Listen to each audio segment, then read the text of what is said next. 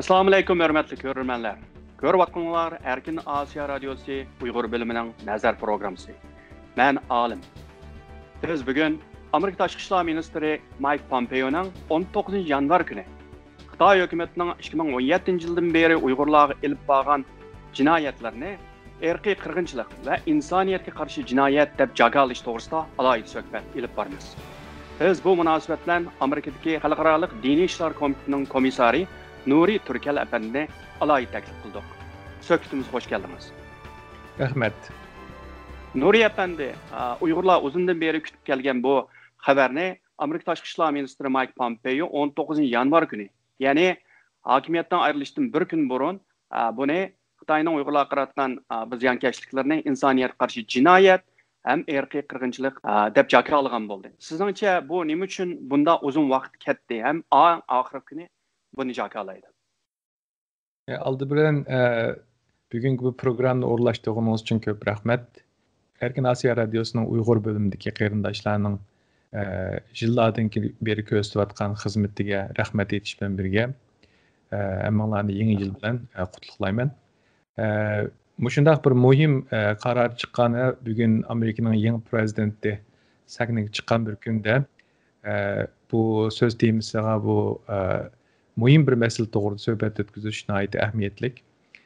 Nimişki bunda uzun vaxt ketdi, nimişki yeni prezident çıkıştım bir gün burun bundaq bir karar verildi degen sual bək muhim bir sual. Bununla iki türlük təbir beriş mümkün. Birinciden Amerika'nın devlet kurulması bir adamның qolida yoki bir shaxsningki yoki ma'lum bir organning ministrining qo'lida tek karar bilan chiqadigan bir sistem bo'lmagani uchun bu shunga o'xshash nihoyatda uzun tekshirish, tadqiq qilish, ko'zdan ko'chirish, buningki foyda ziyonlarini siyosiy jihatdagi, ijtimoiy jihatdagi, diplomat jihatdagi o'lchab taroziga silish tegishlik bundaq bir masala bo'lgani uchun bunu 2-3 yıl gözden görüş arkalık ahir müştebe karar çıkarılgan. Ondan başka bu kararınki bu teknik cihetteki, memuri cihetteki astı boluşunun sebebinden başka bu karar addi bir karar emas. Bir devletni, yani bir devletning qırğınçılıq siyaseti yürgüzüvatsa deb eypleniş üçün bununla yeterlik delil, yeterlik kanuni asas, yeterlik mevqa gerek oldu. Şunun için bu 2-3 yıldan beri Erkin Asiya Radyosu'nun egelligen malumatlar mesela, başka axbarat organlarından egelligen malumatlar, bu ceza lagerlarının şahitleri, aileleri jutub ketkenlerininki guvalıqları, ondan keyin şu Xitoy hakimiyetininki özünün cemaatçilikte davatkan ve ilan qilgan xabarlari, söz ibarələri əsasında nəhayət çonqur tekşirib tədqiq qilish oldu. Yəni bunu siz bilirsiniz, özünüz advokat olduğunuz üçün bundaq bir ciddi qararını çıxırış üçün bu siyasi cəhətdəki besim mi boldu? Siyasi cəhətdəki besim yoki bo'lmasa ommaviy chaqiriqlarga inkas qaytarib chiqilgan qarar emas. Bundaq bir qonunga taqishadigan bo'libmi xalqaro qonunga İki devletlerin arasındaki diplomatik münasebetke icabi yoki salbiy ta'sir ko'rsatgan bundaq bir mükemmel, bundaq bir ciddi qararga yetish uchun mutaxassislar bilan so'zlashish kerak. Shu xalqaro qonun, xalqaro sud sistemasi, hatto Ikkinchi dunyo urushida bu Nuremberg trialga, sotiga qatnashgan, shuningga fikr qatnashtirgan, shuningga şu hafta tədqiqat ilib bağlan mutaxassislar var Amerikada. Mesela Yahudilarninki qırılış meselesiga bir ömür hayatını sərf qılğan mutaxassislar var. Onun bəzisini mesela siz tanıysınız. Holocaust Museum'da nutq sözlügəndə görüşkən buluşunuz mümkün. Muşundaq nəhayət kən görəmlik oylaş, tədqiq qilish, tekshirish, bunu əmniyətdə tarazlaş əsasında nəhayət müşkül bir vəziyyətni göz tutub çıxarğan bir qarar. Ondan başqa yana birisi təklimsək olmaydigan bir məsələ var. Bu qırğınçılıq məsələsi, insaniyyət qarşı cinayət məsələsi 2020 yıldakı Amerika prezidentininki saylamının asas noktalarının bir aylanıp kalgan mesele. Hem bunda vaqtida bu bugün hizmetini tamamlagan Trump hakimiyeti bunun karar çıkarsa karşı taraf fırsatparastlik qildi deb ko'rilgan ahvol mı bo'ldi. Bugün yeniden hizmet çıkan Biden hükümeti bunu köp çağırıp kısa burunqi hükümetini, Trump hükümetini yeterli hizmeti kıymeti de siyasilaştırgan tesir çıkılan bir mesele. Şunun için bu nayeti bir addi mesele deb qaramaslik gerek.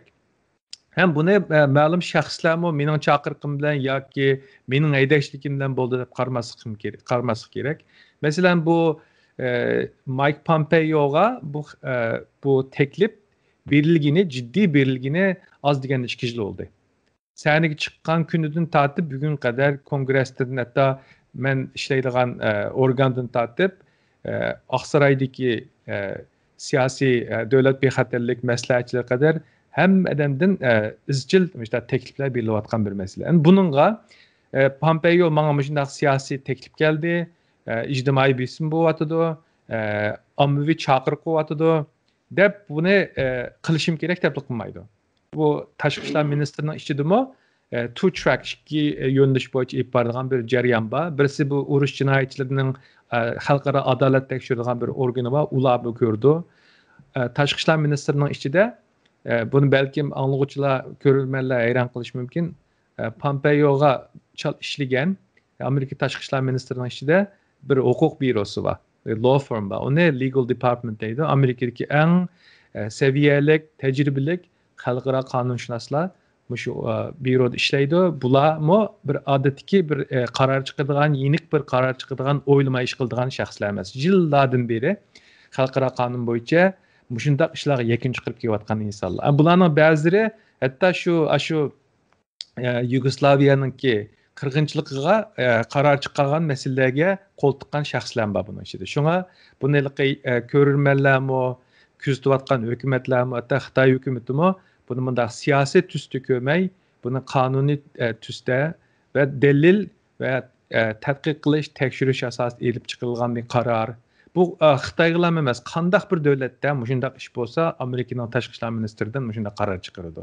Lekin bu vaziyatning jiddiyligi bu Uyg'urlarning hozir o'lim girdog'iga kelayotgan masala hamma odamning o'yga silayotgan, hamma odam endishlayotgan masala bo'lg'achqa butun Amerika hukumatining ichida bir shundoq bir safarbarlik, bir harakat bor. Shu doim xabarlarda bu Uyg'ur masalasi partiya arimaydi, Uyg'ur masalasi Trumpga bog'liq yoki Bidenga bog'liq yoki Pompeo'ga bog'liq yoki Blinkenga bog'liq masala emas deb qaraydiganning sababi shu. Nuri Efendi, Mike Pompeo bunu jakalagan vaqtida en ahırda degan chog'da, ya'ni biz Xitoy hukumatining Uyg'urlarga qarshi bundaq irqiy qirg'inchilik ilib berishga yo'l qo'ysak, o'zining puhros bo'lgan bu xalqqa Xitoy hukumati qolgan yerda nima ishlarni qilmaydi deb tushuntirib o'tib ketdi. Sizningcha bu Amerika hukumatining Uyg'urlarga emas, Xitoy hukumatining boshqa yerda o'xshash, boshqa xalq yoki boshqa davlatlarga o'xshash qirg'inchilik ilib berishi va yoki başka Xitoyga o'xshash diktator davlatlarning o'z xalqi bo'lsin, boshqa xalq bo'lsin, mushunda qirg'inchilik elib berishning oldini olish uchun bu qarorni chiqarishning sababining biri shumi? Bu bundaq atrocity determination deymiz inglizchada. Jinoyatga ta'bir berish degan so'z. Bu atrocity determination hukmida ikki maqsad bo'ladi. Birincisi davom qilayotgan jinoyatni to'xtatish. İkincisi accountability. Accountability degan so'riqni qilish. So'riqni qilish orqali kelajakdagi mushundaq jinoyatning oldini oladigan. Shunga buning ismimi, bu jarayonning ismini atrocity determination and atrocity prevention deydi. Mushundaq jinoyatga ta'bir berish va jinoyatningki qayta sodir bo'lishining oldini olish deb. Endi bu qarorningki alayda tusga olgan qonun jihatdagi ahamiyatimi bor. Masalan, bu tekshirish, tadqiqot natijasi chiqargan yakun qaraydigan bo'lsak, bu Uyg'urlarni hozirgidek shunday sistemlik, maqsadlik yo'qotib berayotgan siyosatida bu tashqi dalildan boshqa Xitoylarning o'zlarininki bilib bilmay oshkorlagan dalillarning qanchalik turklik o'ynaganligini ko'rish mumkin. Hozirgacha ko'pincha hukumatlar bundaq Uyg'urcha zag'irtilayotgan chog'da o'zining go'shini o'zining yig'ida qo'rgan ahvol nayt oz uchirgan. Ikkinchi dunyo urushi mezgilidami Yahudilar Hitlerninki o'choqlarda kuyayotgan chog'da bundaq bir dalil isbotlar ko'rilmagan. Shu Holocaustmi mutlaq ko'p sondagi uchurlar, ma'lumotlar bu jinoyat qilmishi tugab bo'lgandan o'tirg'a chiqqan. Bu yerdagi halqiliq masala bu qandaqdir bir tentaklik bilan chiqqan bir masala, qandaqdir bir tentaklik bilan berilgan bir qaror, qandaqdir bir Xitoy o'chmanligi natijasi chiqargan bir qaror bo'lmasdan Xitoy hokimiyatining yurgizayotgan siyosatlarininki ommaga oshkorlangan dalillari shu yurgizayotgan siyosatning Uyg'urlarning milliy va diniy kimligini markaz qilib ilib berilayotgan bir qilmish ekanligini o'zlarininki ta'minlagan material bilan dokumentlashtirish hisoblanadi. Ikkinchidan bu qirg'inchilikniki bu ta'biri yana bir yangi yo'nalishni qonunchilikda o'tirg'a chiqaryapti. Masalan, bu genocide degan kelimi chiqqan chog'da cho'qim jismoniy ziyonkashlik bo'lishi kerak. Mass killing deymiz, bo'lishi kerak. Yoki extermination deydi, bu insonning vujudini Hitler o'choqqa tashlagandek yo gazga tutgandek o'ldirish bo'lishi kerak degan hukm bordi. Lekin bu Xitoy hukumatining hozir yurgizayotgan siyosati, yurgizayotgan bu qirg'inchilik siyosati qancha qolmay jonni oladigan bir siyosat bo'lgani uchun bu jismoniy zarba, jismoniy ziyonkashlik oldingi shart emas degan bir yangi qonuniy hukmni mush qaror orqali qonunchilarning nazariga qo'yildi. Bundan keyin bu precedent deymiz, bu o'rnak bo'ldi.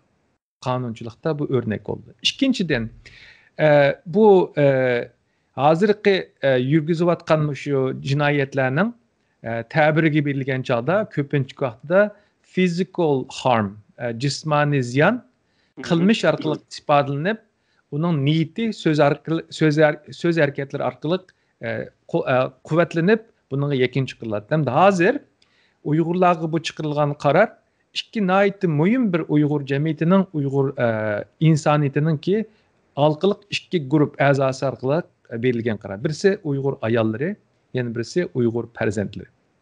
Uyg'ur ayollariga hozir bu jismoniy jinsiy jihatdan ziyon berilayotgandan boshqa Uyg'ur ayollari hozirgi 21-asrda 2020-21 yilda dunyoda bu commodity, bu bir mal sifatida pul tepish maqsadida ishlatilyapti. Masalan, Uyg'ur ayollarining chichi. Bundaq ahvol ikkinchi dunyo urushi mezgilida Yahudi ayollarining beshiq kelgan. Eng ichinarli yeri Uyg'ur ayollarining chichi qo'yiq bo'lgani uchun bu choch mahsulotini qo'yiq chochliq ayollar bozoriga solyapti. Hatto qora oltin deb bu Amerikadagi kartellik ayollarninki bozoriga solyapti. Mushuning o'xshash masalalar o'sha targeted maqsadlik nishonliq Uyg'ur ayollari farzandiga yurgizilayotgan bu siyosat, ya'ni birlarini o'ydirib chiqargan masala emas. Xitoy hukumatı o'zi shu state run orphanage deb shu bolalarga ochgan jazo kamplarini o'z tashkil qiladi bir. Ikkinchidan Uyg'ur ayollarga bo'lgan zulm zuhmatini jismoniy jinsiy bu ziyonkashlikni o'zlarininki ommaviga oshkorlagan ma'lumotlar orqali bildiryapti. Bu yerda bir o'ydirib chiqargan yoki mubolag'a qilgan ahvol yo'q. O'zlarining da'vatgan masalasi. Undan keyin bu yerda bu crime against humanity uchun muhim. Bu ko'pincha vaqtida bu jamoatchilik, bu qonuniy jarayonlardan, qonuniy tekstdan ancha xabari yo'q insonlar bu genoside'ga ko'proq ahamiyat beradi. Hozir bu yerda faqat Uyg'urlarga genocide deb qirg'inchilik vaqti deb ta'bir berilmay, yakun chiqarilmay, insoniyat qarshi jinoyat vaqtidir degan. Aslida 3 nuqta to'g'risida ta'lil berilgan, birisi qirg'inchilik, yana birisi bu insoniyat qarshi jinoyat, yana birisi milliy tozalash, ethnic cleansing. Ethnic cleansing qaror birimida bu insoniyat qarshi jinoyat nihoyatda muhim bir ta'bir. Nemishki, bu Ikkinchi dunyo urushidan keyin insoniyat qarshi jinoyat o'tkazganlarga hisob berish uchun Nuremberg degan Germaniyaning shahrida sud ta'sis qilingan. Bu sudda Hitlerninki emriga qarshilik bildirmadim degan jinoyat bilan, garchi siyosat tuzmagan bo'lsa-mu, garchi emr bermagan bo'lsa-mu, icraatiga ovoz qo'shgan, to'p qo'shgan va shunga yordam bo'lgan shaxslarmi askar bo'lamdi, tijoratchi bo'lamdi, Nurembergda javobgarlikqa yuzlangan. Endi bu crime against humanity nuqtasi mushundaq bir javobgarlik masalasi. Bu jamiyatni shundaq bir jinoyatni o'tkazib bilan tugidi ko'midi deb o'tkazgan ish bo'lmaydi. U jinoyat o'tkazgandan keyin uning hisobi bo'ladi. U hisobni berishniki bir jarayon bo'ladi. Bu crime against humanity nihoyatda bir jiddiy bir masala. Masalan, genocide degan gap bir yakun ta'bir, uningki bir ramification, uningki bir nimasi nihoyatda ko'pdan ko'p oz bo'ladi. Hisobi deyli Uyg'urcha. Ammo crime against humanityning hisobi bo'ladi. Uni xalqaro sud orqali yoki bo'lmasa boshqa jarayonlar orqali ijro bo'ladi. Endi mushundaq yig'ib aytgan chaqda, endi bu Trump hukumati qilgan qaror bo'lsin yoki Biden hukumati chiqarmoqchi bo'lgan qaror bo'lsin, bu yerdagi siyosat nuqtai nazaridan, ijtimoiy nuqtai nazaridan yoki geopolitical masal nuqtai nazaridan bunga qaramaslik kerak. Bu qaror faqat va faqat siyosiy tus olgan bir qonuniy qaror. Nuriye Efendi, bu Amerika Tashqi ishlar ministri Mike Pompeo 19 yanvar kuni buni jakalagandan keyin, ya'ni siz deb ketgandek Xitoy hukumati birisi insoniyatga Uyg'urlarga, asosan Uyg'ur va yerlik millat Qozoq, Qirg'iz qatorliq insoniyatga qarshi jinoyat o'tkazyapti, ham irqiy qirg'inchilik qilib beryapti degan o'xshash kunda uning izbosari Tony Blinken apandidimi bu Amerika Kengash palatasida bu savollar so'ralgan chaqda bu huquq o'xshash shaklda men buni to'g'ri deb qarayman deb o'tib ketdi. Sizningcha bu deganlik hamda Mike Pompeo'ning o'rnini besib bugungi kunda Amerikaning yangi tashqi ishlar ministri bo'lgandan keyin Joe Biden hukumatimi shu Trump hukumatining shu Uyg'ur masalasiga kelgan chaqda, ya'ni uni irqiy qirg'inchilik deb ham insoniyat qarshi jinoyat deb qarab, shuningga asosan siyosat yurgizdi deb qaramsiz? Bu Biden hukumatiga ma'lum jihatda Pompeo yaxshi bir ul sapadi deb ko'rildi. Chunki siyosatda ko'pincha bu Amerikaning teshida yashaydigan, Amerika siyosiy qurilmasidan, Amerika asos qonunidan, Amerika xalqining bu davlat manfaati huquqidan xabari yo'q insonlar ko'pincha vaqtda xato ko'z qarash bilan bak partiyaning siyosatiga eslab oladi. Bu yerda davlat manfaati, axloqiy prinsip, ondan keyin tarixiy javobgarlik degan bir mas'uliyat tuyg'usi, mushtaq bir hukm bor Amerikaliklarda. Men bunun deyishimning sababi bu gerçi Pompeo tarafidan chiqarilgan qaror bilan tonilgan bilan o'xshash qonuniy mavqe, o'xshash nazariya, o'xshash paket, o'xshash jarayon bilan Blinkenning oldiga qo'yilgan bo'lsa, bu o'xshashni qiladi. Buni unutmasligimiz mumkin ya kerak. Tony Blinken bu nihoyat yetishgan bir advokat. Bunun aq ko'rinishi advokat. Bir ömür diplomatik xizmat qilgan bir shaxs. O'z vaqtida kongressda xalqaro bu tashqi ishlar komitetininki kengash palatasining oliy ma'muri xizmatini ishlagan. Uning oldida Clinton prezident vaqtida buni tashqi siyosat nutqi yozdigan kishi bo'lgan, davlat mudofaa muavin davlat bexatarlik maslahatchisi bo'lgan, muavin davlat tashqi ishlar ministri bo'lgan, endilikda tashqi ishlar ministri chiqyapti. Pompeo qaraydigan bo'lsakmi, West Point'da sinfda birinchi yilab o'qigan shaxs. Harvard qonun fakultetining doktori. U advokat.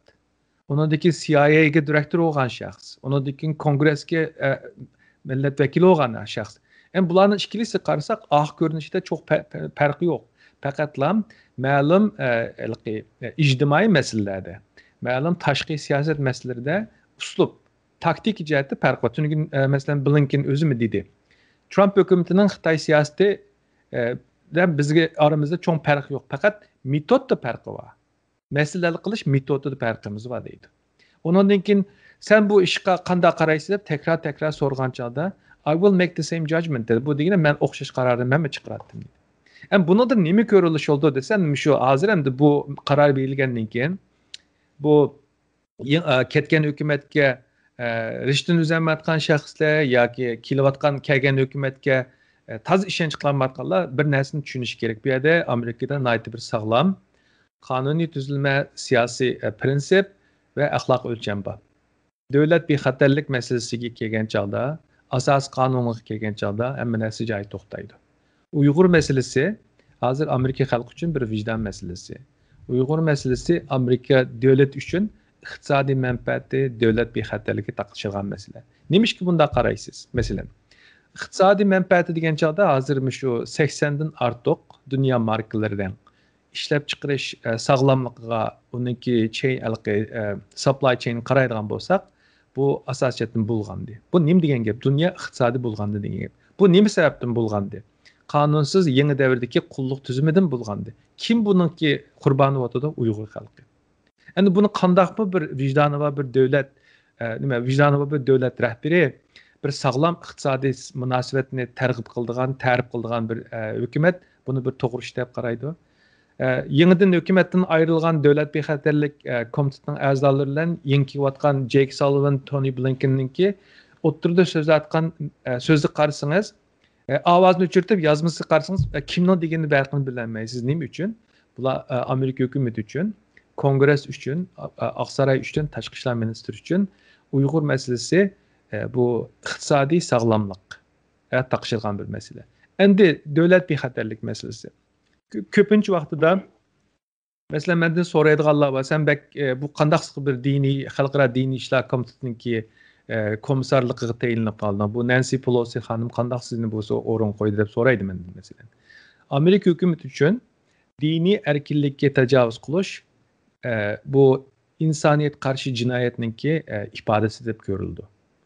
Religious persecution is a crime against humanity deb ko'ramiz hukumat sifatida. Onundan keyin biz yani hukumat sifatida bu diniy bostirish, ishonish erkinligi va ishonmaslik erkinligiga tajovuz qilish, oxirida davlat bexatarlik tahdidi shakllantirgandan boshqa shu hokimiyatga bu qirg'inchilik qilgandan keyin ulun safar deb ko'ramiz. Buni inglizchada religious persecution is precursor for genocide deb ataymiz. Endi mushundaq mavqani bitgan chog'da buning uchilisi Uyg'urlar taqishadigan bir masala. Bu masalani hal qilmay turib tashqi siyosat ib bag'in bo'lmaydi.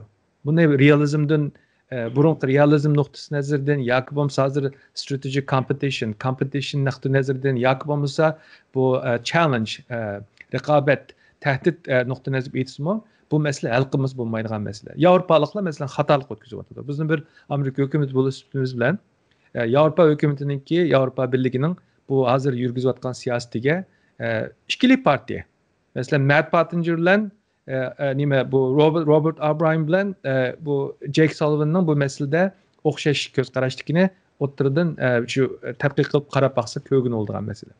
Endi eng muhim yana bir masala bor. Bu Ikkinchi dunyo urushidan keyin bu dunyo jamoatchiligiga bir va'da berilgan.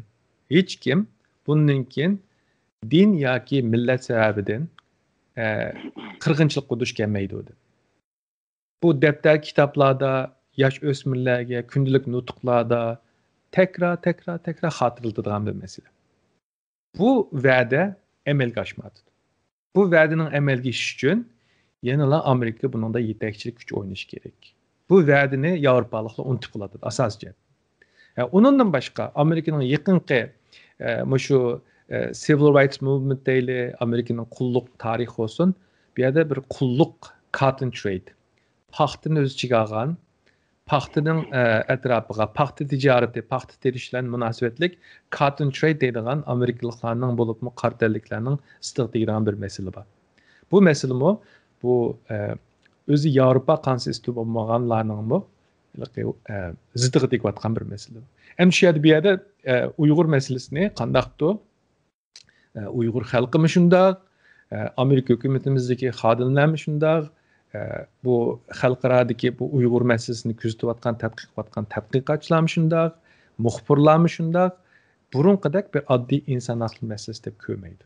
Buni berilayotgan xabarlardan, so'zlanayotgan so'zlardan ko'rilishi mumkin. Amerika hukumati bo'lish sutimiz bilan biz hech qachon tentaklik bilan bir so'zlarni demaymiz. Hamma narsaning bir o'lchami, qadam bosqichi bor, bir proses bor. Bu proses, bu jarayona kongressda shundoq, Oqsaroyda shundoq, Tashqi ishlar ministri shundoq, ana boshqa ministerlar shundoq.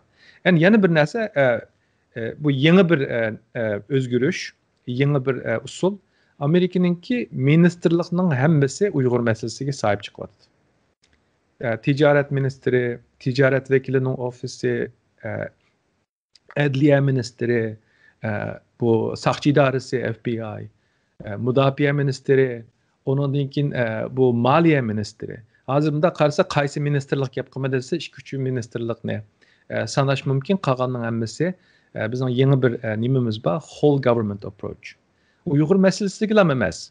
Mushundaq nozik masalalarga tashqi ishlar ministrini o'tirg'i chiqarib qo'ymay, butun Amerika xalqi vakolat qilgan ministerliklar to'planish orqali inkas qaytirish yangi bir usulga aylandi. Buni whole government approach deymiz. Endi buni o'xshash nimani bu yangidan hokimiyat chiqqan Biden hukumati tashqi siyosatdimi bir asosli strategiya vositasi deb ishlatmoqchi. Tony Blinkendan birisi qandaq bir hukumat, qandaq bir Amerika bilan Xitoy va boshqa jamoatchilik duch kelish mumkin desa, bu Xitoyni ko'z tutib degan bir so'zi bor. Burun achchiqlangan bir Amerika bilan qarshilashgan deydi. Xitoyning qarshisida achchig'i kelgan bir Amerika vati deydi. Buni tushunish kerakki, hozir achchig'i kelgan bir Amerika bilan dunyoning qarshiga kelyapti deydi. Bularninki o'xshamaydigan siyosat shundoq. Masalan, Trump hukumatida do it alone deydi, biz yolg'iz qilamiz deydigan bir mavqesi bor. Va Biden deydi, biz va boshqalar bilan birga qilamiz deydi. Bularni o'xshamaydigan ish. Lekin bu Nuriya pandim hamda bu mayli Amerikaning tashqi ishlar ministri yoki sobiq tashqi ishlar ministri Mike Pompeo bo'lsin va yoki yangi tashqi ishlar ministri Tony Blinken bo'lsin, bular hamda Uyg'ur masalasiga kelgan chog'da bo'libmi hamda Xitoy hukumatining Uyg'urlarga qarata irqiy qirg'inchilik ham insoniyatga qarshi jinoyat ilib borganligini ishkelisi buni e'tirof qilgan ham o'xshash qaraydigan bo'lganligi uchun hamda ikkinchi qadamda nima bo'ldi hamda buni jakaldi hamda Xitoyning jinoyatini Amerika hukumati belgiladi. Irqiy qirg'inchilik qilyapsa Uyg'urga qarshi ham insoniyat qarshi jinoyat o'tkazyapsa. Hamda Amerika va Amerika yetakchiligidagi xalqaro jamiyat hamda bu Xitoy hukumatining bu javobgarligini hamda qanday shaklda, qonuniy shaklda bo'lam, diplomatik shaklda bo'lam, siyosiy shaklda bo'lam, qanday shaklda buning javobgarligini so'raydi. Bu bundan o'xshay accountability hozir bosqichida, accountability shu javobgarlik bosqichida. Buningga ichki va tashqi omillarni aytmayman. Tashqi omil deganda bu dunyoda hozir mavjud shunga o'xshash masalalarga qaraydigan ikki sud mahkamasi bor, ICC, International Criminal Court bilan ICJ, International Court of Justice. Birisi xalqaro jinoiy ishlar sudi, yana birisi xalqaro adolat sudi. Endi bu sud mahkamasiga bir case'ni berish uchun bu United Nations Birlashgan Davlatlar Tashkilotining o'tadigan bir mezgil, bir qadam bosqichi bor. Endi bu qadam bosqichini o'tish hozirgi Xitoyning BDT'dagi bu o'rni, ta'siri va imtiyozi bilan amalga oshirgan bir ish emas. Endi buni qanday qildi deganda, endi bu boshqadan bir yangi bir sistemni barpo qilishga yetakchilik qilishi mumkin. Bunda alayda bir sud etish mumkin, alayda bir tribunal ta'sis qilish mumkin. Mesela hozir bu Yevropadagi bu xalqning sudininki chiqadigan yakuni nihoyat kuchli. Hech qanday bir binding bo'lmasa-mu, hukumatlarni harakatga o'tadiganga tashabbus qiladigan bir nim bo'ldi. Endi hozir bu savolingizga javob berish uchun shu 3-4 yildan beri hozirgi bu Uyg'ur masalasi qanday usuldan nereden keldi deganga qarash mumkin. Bu sabrsiz yashayotgan, urug' tuqqanlardan xabar olmayotgan, ro'yjatni izlab ketgan shu bo'libmi erkin dunyodagi Uyg'urlar doim bu qachon tugaydi o? Nimishga qarolmaydi deb umidsiz qaraydigan ahvollar bo'lgan. Lekin hech qanday bir millatning, hech qanday bir xalqningki bu hurlik harakati Uyg'ur masalasida taraqqiy qilgan bir o'rnakni tepish nihoyat tez. 2018-yili United Nations'da birlashgan BDT'da Uyg'ur masalasini tunji qilib o'tirib qo'ygan Gay McDougall bir umr civil rights shu vatandoshlar huquqi da'vogarligini qilgan bir shaxs bo'lib bilan degan bir so'zi bor. Men hayotimda bundaq tez to'nilgan bir harakatni bilmayman deydi. Endi buni nima uchun bundaq deysiz deganda, hamma ishning bir jarayon qadam bosqichi ketadi. Endi hozir bu genocide and crime against humanity berilgan qaror endi keyingi qadamga dunyo jamoatchiligida shu bilan qarayotganlarning endi excuse yo'q, bahonasi bo'lmaydi. Xitoy hokimiyatining tashviqoti quloq solib qandaqdir bu uchga qarshi jang degan narsaga bu qandaqsi uchga qarshi jang bo'ldi deb savol qo'yiladigan bir sabab bo'ldi. Undan keyin Amerikaning ittifoqdoshlariga jasorat berdi. Bu bundaq bir cho'ng qaror chiqarsa osmon o'rilmaydi ekan degan bir ta'sir keldi. Undan keyin bu mushundaq masalalarga tadbir qo'llanish oldin olish uchun qurilgan inson haqlarini qo'g'dashni maqsad qilgan BDT'ninki xizmat programmasiga mushu masalalar kirish uchun besim bo'ldi. Siz bilasiz, sizmi advokat?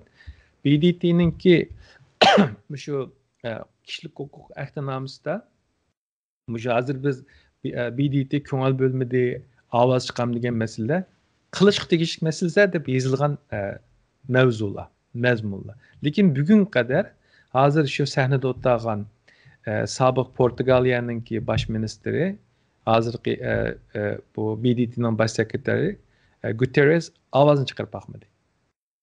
Bu bir ichinarlik ahvol. Buni hamda yig'ib aytgan chog'da Guterres boshliq UN o'zining qilish tegishli xizmatini joriy qildirolmadi. Endi mushu atrocity determination bu United Nations'ni tadbir qo'llanishga majburlaydi. Ondan keyin bu mushu Xitoy hokimiyatining Uyg'urlarga yurgizayotgan siyosatiga, mushu qirg'inchilik siyosatiga qiziqayotgan davlatlar bor. Mushundaq ish bilan bu diniy qirg'inchilik, milliy qirg'inchilik, siyosiy bostirishni ilgarilatib o'zining hokimiyatiningki ulun mustahkamlash mumkin ekan deb qiziqayotgan davlatlar bor. Masalan, Xitoyning qo'shnisidan biri olsak, Hindistondami mushunga o'xshab qolgan masalalar bor. Hozir Hindistonning bosh ministri sahnaga chiqishning oldida Hindistonningki musulmon prezident bo'lgan. Lekin bular vatandoshlik huquqini cheklash orqali musulmonlarga bir xil besim ishlatyapti. Undan keyin bu sunniy shia mazhabi talash tortishayotgan musulmon davlatlar bor. Ba'zida shia osonliq, sunniy ko'psonliq davlatlar bor. Bular aşı shundaq taktikalar bilan bu o'zining orasidagi shu diniy mazhab urushiga, jangchiligiga xizmat qildiradi. Ba'zi davlatlar bor, diniy erkinlik talablarini davlat bexatarlik tahdidi deb, masalan, O'rta Osiyoda bek chiqqan davlatlar. Xitoyning taktikasiga qiziqayotgan davlatlar bor. Biz bu yaqinda bir guvohlik yig'ini chaqirgan, yig'inda bizning bir guvohchimiz, naydi tonilgan bir professor, hozir University of Texas Austin'da professor qilgan bir Xitoyshunos professorning 80 dan ortiq davlatning o'sha Xitoyningki texnikasini qabul qilayotgan va qabul qilishga xizmat qilayotganligini bildirdi. Bu nimadan darak beradi? Bu yangidan chiqayotgan bir so'z bor, undan Tony Blinken dedi, shu disinformation campaign deb, shu xato uchur taqib, haqni qaymoqtirish va texnik orqali vatandoshlarni kontrol qilish masalasi. Bu oxirida insoniyatningki mavjudidagi eng sog'lom masalaning biri, eng muhim masala bo'lgan bu shaxsiyat masalasi. Masalan, bu texnik jihatdagi hozirgi shu kengayayotgan digital authoritarianism, dictatorshipni kontrol qilmasa, kelajakda insonlarning bu oila ichidagi shaxsiy suhbatimi o'ttirda eqib yuradigan ahvolga aylanadi. Ondan keyin bu siyosiy partiyalarga bergan ovozninki rekordi umumlikqa oshkorlanib ketsa, bu hokimiyat chiqqan shaxslar, hukumat o'ch oladigan ahvol bo'ldi. Bu nihoyatda ig'ir bir masala.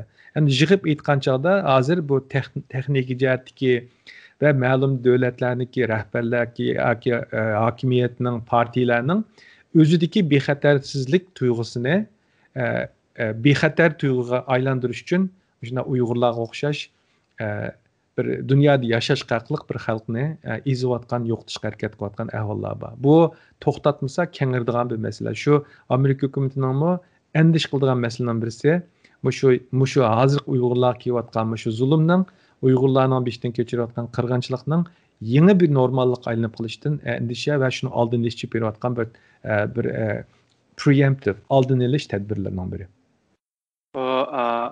Sizningcha hamda bu Amerikaning chiqargan bu qaror, shu yerda o'tib ketganingizdek o'zining ittifoqdoshlar bo'lsin dunyo bo'lgan ta'sirini aytib yaxshi tushundingiz. Hozir endi bu Amerikaning chiqargan bu qarori, endi bu yangi hukumatga o'xshash shaklda mangsa, bu qarordan Xitoy hukumati bo'lgan ta'siri endi qanchalik bo'ldi? Ya'ni Xitoy albatta qaramoqqa xuddi ko'zga ilmagandek, cho'ng bilmagandek bayonotlarni e'lon qilish mumkin, ammo ishida o'zi bildi buning qanday bir ig'ir kunga qolganligini. Ammo Amerika hukumati o'tgan yili, ya'ni Chunchongo qatorliq bir qancha Xitoy amaldorlarini o'lni jazolagandan keyin Xitoy hukumati ancha-muncha tutgan, to'lib Uyg'ur san'atchilarini masalan ilgari bekor qilgan san'at programmalarini qaytadan tirildirib, hozir masalan bizning vatanda ancha-muncha beryapti bularni. Xuddi ish bo'lmagandek Uyg'ur normal yashayotgandek, o'zining muzikasini chep o'zining usulini o'ynab, ya'ni burunqidek yashayotgandek yangi bir narsalarni yasab chiqaryapti. Shunga sizningcha bu Amerikaning bu jinoyatlarni Xitoy hukumatiga atishi, irqiy qirg'inchilik ham insoniyatga qarshi jinoyatni. Bu Xitoy hukumatining Uyg'urlarga qaratgan siyosatining yumshishi, o'zgarishi yoki lagerga Uyg'urlarni qo'yib berib yoki biz bunday qilmadik, mana bular o'ltaginimiz yo'q. Bularni faqatlam bularning ichidagi asabiylikni yo'qotish uchun bularga yordam qilib xizmat deb davomli ta'tir tashviqotni qilish mumkinmi yo sal yumish mumkinmi? O'xshamagan mumkinchiligi bor, lekin biz Xitoy hokimiyatiningki hozir yurgizayotgan siyosatining qandaqdir Amerika Xitoy orasidagi tashqi siyosat, diplomatik munosabatga olib kelayotgan ziyinni ko'z tutgandan boshqa o'zining davlatiningki kelajagini ko'proq o'ylab tadbir qilishini va o'zidagi xato yurgizayotgan siyosatlarni amaldan qoldirishini endi tilaymiz, endi orzu qilamiz. Lekin bir hukumat Xitoyga o'xshash bir hukumatning shundoq bir qilmishlardan keyin jamoatchilikka bu siyosat xato bo'ldi, bu siyosat to'g'ri bo'ldi deb bir odat normaldik g'arbdagi demokratik davlatlarga o'xshash, bo'lib Amerikaga o'xshash ochiq oshkora xatoliklarni e'tirof qilib tuzatishga tadbir qo'llangan ahvollar asosiyatdan yo'q. Masalan, 89-yildagi Tiananmen qirg'inchiligida o'sha o'zining xalqini o'zi to'piq tutgan bir hokimiyat hozir qadar shuni bir xatochiligini e'tirof qilmadi. Shunga Xitoy hokimiyatining ochiq oshkora bu xatoliklarni, xato siyosatini xato deb e'tirof qilishini menimcha dunyo jamoatchiligi Amerika hukumati kutmaydi. Lekin bu hozir yurgizayotgan siyosatining xatoligini ichki jihatdan o'zlari his qilyotidi deb tushunamiz masalan. Bu endi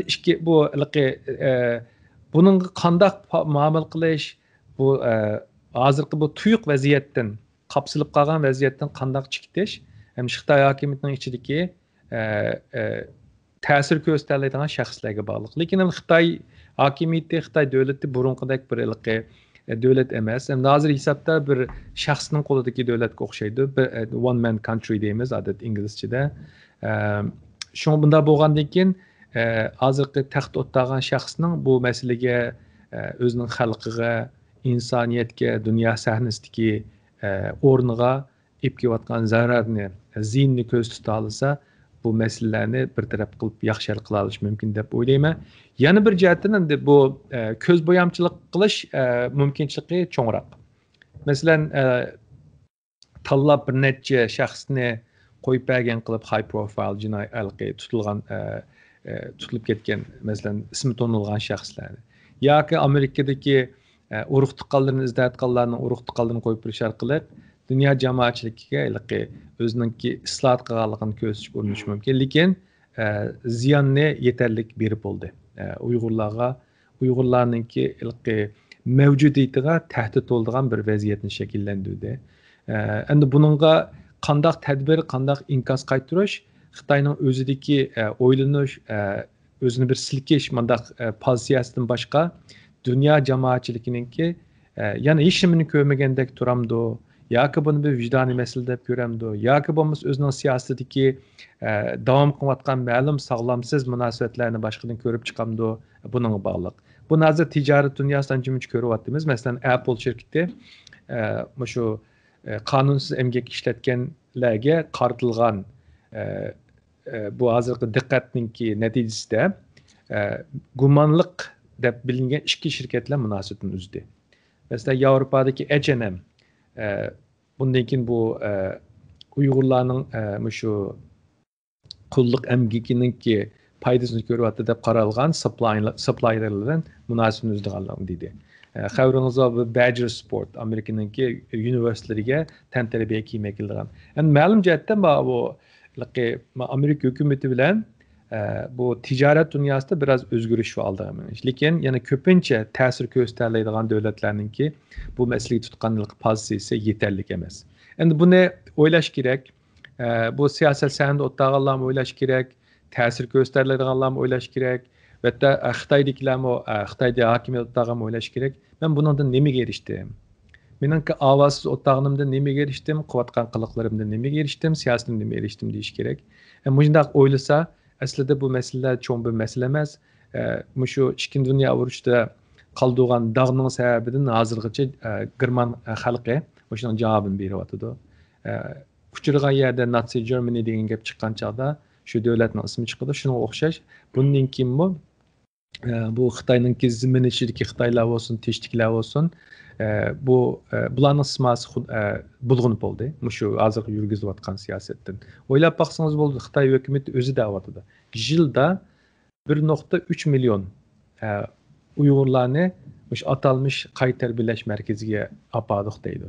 Biz bu qaytar birlash markazi degan yerlardan chiqqan shaxslardan ba'zi ommaviy sorunda, ba'zi shaxsiy ko'rishyapmiz. Ularning ta'sirlashida bu tarbiyalash bir turma. 1.3 milyon Uyg'urni 5 yil mobaynida kirib chiqdi degan gap az deganda 7-8 milyon Uyg'urning tutqun qilinib shu qabahatlik shu zulmni beshini o'tkazdi degan gap. Bu Uyg'urlarning nüfusu nima desin deyli, bu nihoyatda cho'ng bir yuksak nisbatdagi bir nüfus. Washington DC'da 750 ming odam yashaydi. Mesela Uyg'urlarda 3 milyon Uyg'ur shu zulmga duch keldi desakmi, Washington DC'ninki nüfusining 4'si degan gap. 4 milyon Uyg'ur shu zulmga duch keldi degan bo'lsak, Norvegiya nüfusi degan gap. Qirg'iziston nüfusi degan gap. Shuning uchun bu sansipirlarga oddiy qarashga bo'lmaydi. Shuningda bu soul searching degan bir so'z var İngilizce'de. Hammadan o'zining vijdoniga bir dang soladigan, vijdonni o'lchaydigan bir sinoq mezgili. Oxirgi savol. Bu 19 yanvar kuni Pompeo efendi buni jakalagandan keyin endi shu muhojiratga chet eldagi Uyg'urlar nihoyat hayajonlangan bo'ldi, xush bo'lgan bo'ldi. Amaliyotda bu fojiadan xush bo'lish kerak emas. Aslida bu g'alati bir ish. Ammo shu 2017 yildan beri Chunchongo bizning vatanga Xitoy Kompartiyasining bosh kotibi bo'lgandan yoqi shu chet elda yashayotgan asosan hamma Uyg'urning urug' tuqqanlari, do'st birodarlari, savodoshlari, ota-onalar bo'lsin, lagerlarga kirib ketgan bo'ldi, kirmagan bo'lsa yo'qolib ketgan bo'ldi, ham aloqalar uzilgan bo'ldi. Uyg'urlar hech zamon endi bizning beshimizga bunda bir kun keladi deb o'ylamagan haqiqatan. Burunmu kinolarda ko'rdi, Nazi Germaniyaning Yahudilar haqida qilganini va yoki Yaponlarning hatto o'zining Xitoyga qanday qilganlarini kinolarda Uyg'urlar ko'radi. U yiroqdagi bir o'tmish deb tushunadi. Ham Uyg'urlar hech zamon bizning beshimiz bunda qar kun keldi demaydi. Ham Xitoy hukumati ham 2017dan keyin faqat Xitoy hukumatiga mushatgan, qarshi turgan Sharqiy Turkiston degan davlatni qurman degan Uyg'urlarning emas, Xitoy hukumati uchun sadoqatmanlik bilan 30-40 yil ishlagan, kadr bo'lgan, Xitoy hukumati deganini qilgan, Xitoy hukumati uchun ishlab o'zining xalqiga ziyonkashlik qilgan. Masalan, Nurbakriga o'xshash insonlarning hammasini tutib so'livatdi.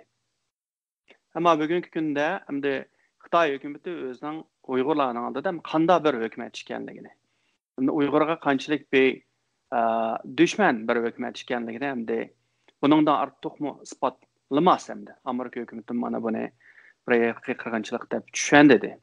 Shuningga bugungi kunda endi chet eldagi Uyg'urlar hech bo'lmagan chog'da bir adoq chiqdi desak bo'lmaydi, ammo bir kishidan mushu kunga keldi, eng oxir dunyo e'tirof qildi Xitoy hukumatining Uyg'urlarga qilayotganini degan yer keldi. Endi bundan keyin sizningcha bu Uyg'urlar endi qanday bir umid ichida yashash kerak va yoki bir umid bormi Uyg'urlarning?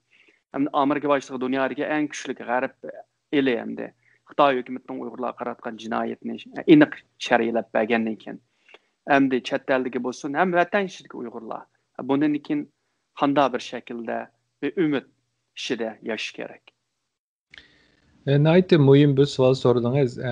Bu tünügün meselen bu karar çıkandan keyin Uyg'urlarning ayta hayajonlangan ahvolini ko'rdik. Telefonlarni qilib rahmat aytganlar bo'ldi hukumatga. Endi bu siz degandek bu xo'sh bo'lgan masalami? Aslida xo'sh bo'lgan masala emas. Bir qirg'inchilik, bir jinoyatga yakun chiqarilganda, ta'bir berilgan chog'da xo'sh bo'lgan bir ahvol vaziyat mavjud. Lekin bu Uyg'ur xalqi bu Amerika hukumatida nəhayət keng ko'lam tonilgan bir uqum bu. Bunchalik bir hatredga mubtalo bo'libdi. Hatred degan o'shmanlikka. Bu o'shmanlikning sababi zodi nima? Bu Uyg'ur xalqi insoniyatga madaniyat to'pis qo'shgan bir civilized bir millat, madaniyatlik millat. Bu Uyg'ur xalqi munosabatda olsun, söz hareketde olsun, dünya jamoatchiligidagi ilg'or millatdan hech qanday farqi yo'q bir millat. Siz buni o'zingizmi duch kelgan, buning şahit olgan bo'lishingiz mumkin Amerikada. Mesela Uyg'urlarni g'arb elleridagi millatlar nəhayət yaxshi ko'rdi. Asonla bu ijtimoiy jihatdan bo'lsin, fikr jihatdan bo'lsin yoki bo'lmasa qimmat ko'z qarash jihatdan bo'lsin, asonla birlashib kelaoladigan bunda faqat. Hammadan hayron bo'larlik. Mushundaq bir millatga. Ba'zi dedi bir chiroyli millat ekan deb. Yig'inlarga kelgan bu Uyg'ur bo'lmagan shaxslar ba'zi Uyg'urlarning turqi qarab havaslanib ketadi. Bu sizlar shunchalik zulmning ichida yashayapsizlar, turqinglar nimanda chiroyli deydiganlar. Buni siz mi anlagan? Siz bilan biz bayada haqlardan müşla inkasını anlagan. Endi hozir mush o'shmanlik nereden keldi degan masala mo? Mush millatga qandaqmi mundaq o'shman bo'ladi degan masala mo? Xitoylarning tashviqotining jildizini bo'sh tutib boradi. Chunki bu deyilayotgan narsalar bu qo'ldagi mahsulot, ko'rilayotgan narsa o'xshamaydi, faqat bir-biriga mos kelmaydi. Endi mushundaq masalaning sababidan yana birisi bu Uyg'urlarga bu interface deymiz, bu dindash gruplarning ichida nəhayət istash keng bo'libmi Yahudilar bilan bu xristianlarning orasida. Endi bu istashlikmi Uyg'urlar mushundaq bir yaxshi, mushundaq bir millatga nimishqa sahib chiqmaymi, nimishqa yolg'iz qoladi degandan chiqayotgan masala. Endi hozir bu yangidan sahndan tushgan hukumatlar, yangi kelgan hukumat qaraydigan bo'lsak, bularda diniy e'tiqod yomon kuchli. Mesela bugün John Biden'mı birinci olarak Çirkav'a verip gününü başladı.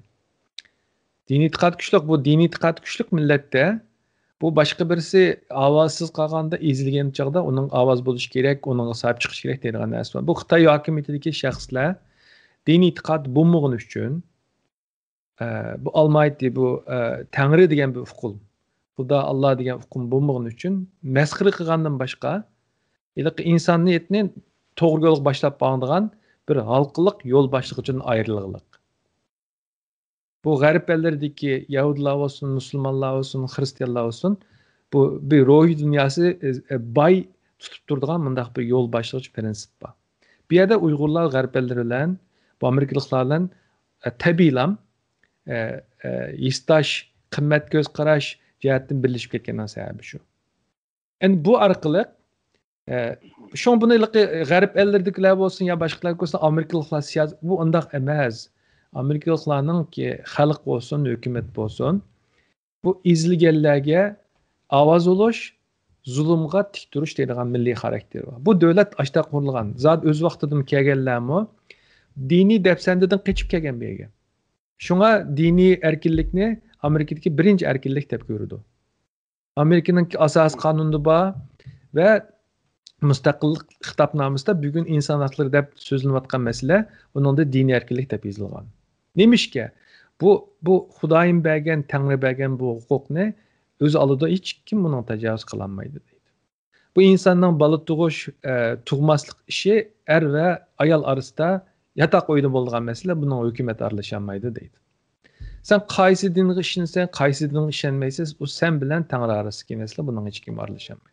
Hozir shu bo'layotgan vaziyatning hammasi Amerikaliklarningki qimmat ko'z qarashi, insoniyati, diniy aqidasiga xilof bo'lgani uchun Bu yıllardan beri, mesela siz bilirsiniz, Armenian Genocide degan bir söz var. Armeniyaliklarninki.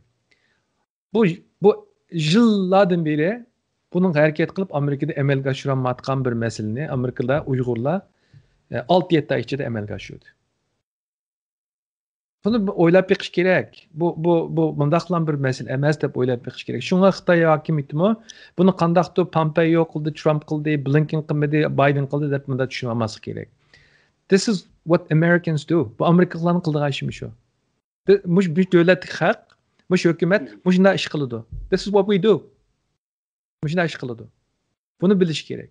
Bu qilgan mushu qaror va davom qildigan xizmatlarmi Uyg'ur xalqini ümidsizlikdan qutuluş uchun bo'layotgan narsa. Uyg'urlarni yolg'iz emas deb bildirish uchun bo'layotgan narsa.